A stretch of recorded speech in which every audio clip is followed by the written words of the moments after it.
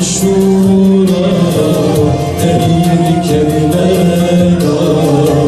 ey Hüseyin'i can ey Hüseyin'i can her gün aşura her yeri Kerbela ey Hüseyin'i can ey Hüseyin'i can zulüm içinde karardı ruhlar kirlendi kızlar kırıldı kollar zulüm içinde karardı ruhlar kirlendi kızlar kırıldı kollar. Alemlerin Rabbi olan Allah'a hamdolsun.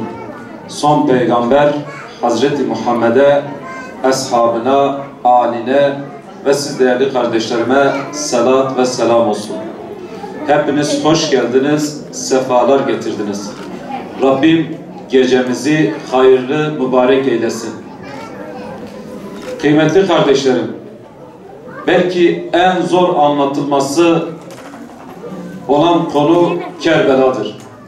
Hepimizin bildiği, okuduğu Kerbela'yı aynı şeyleri kitaplardan bile okurken yüreklerimiz tir tir titriyor.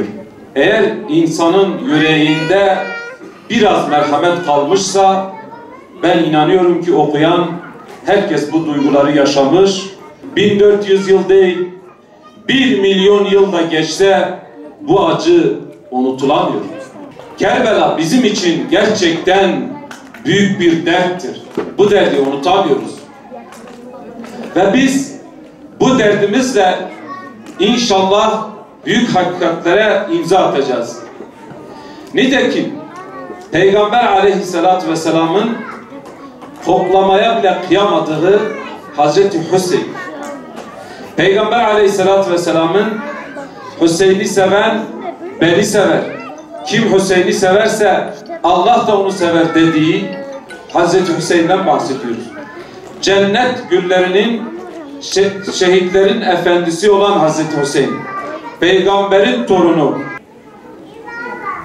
Peygamber Aleyhisselatü Vesselam biliyorsunuz ki bir ara sahabeler bakıyorlar ki Hazreti Hasan'la Hazreti Hüseyin güreş tutuyor. Hazreti Resulullah sürekli hadi Hasan, hadi Hasan, yen Hüseyin'i diyor. Sahabeler diyor ya Resulallah, Hazreti Hüseyin daha küçüktür. Hazreti Hasan ise daha büyüktür. Oysa ki siz Hasan'ı tutuyorsunuz diyor. Hazreti Resulullah görmüyorsunuz. Cebrail de Hüseyin'i tutuyor. Cebrail'in safını tuttu.